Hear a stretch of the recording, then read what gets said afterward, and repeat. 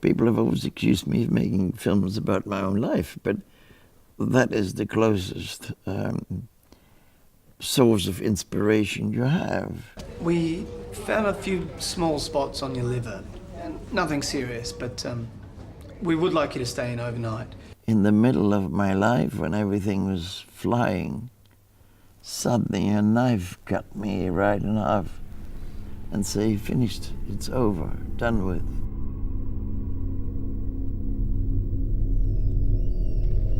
I've always believed that life is not merely for living, but what you do with that life. What else do you have but your own life? Sometimes people regard it a large sin to actually make it too personal. It's too close to the bone, they say. It's not like that at all. I think if I didn't use this, it would be very silly. After all, it is such a mixture of dreams and hallucinations and memories and pains from the past. And film can unravel that, and film can play with it. The first time I went to the Austin, our number came up and we went in there. It was Paul Gow, who was a very sweet man.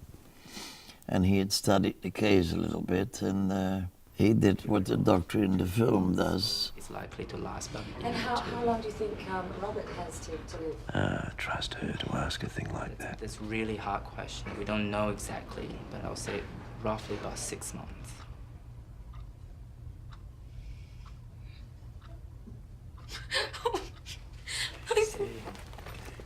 And then the nightmare unfolded.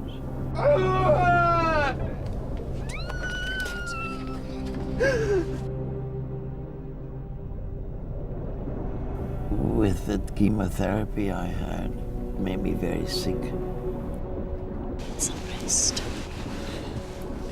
No patient, no. After the chemo, they put me on the transplant list. You have to bring your family when it happens. Can you come in, please? It's such a strange experience that I couldn't even tune in. I couldn't listen. It's very good that you brought the family, Robert. It's also in the film. David is not listening when this is happening. Don't know what he's saying. Can't hear him.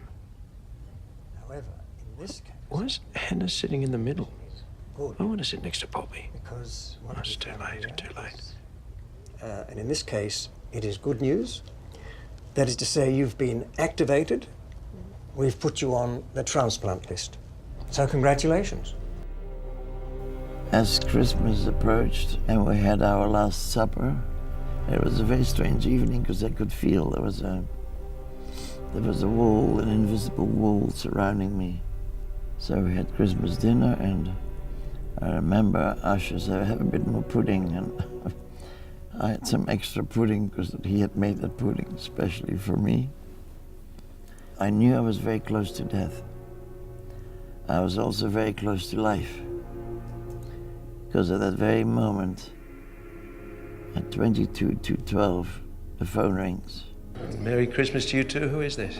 And I thought it's some mad woman I must have known somewhere. Rings me at this hour of the night. I said, who are you?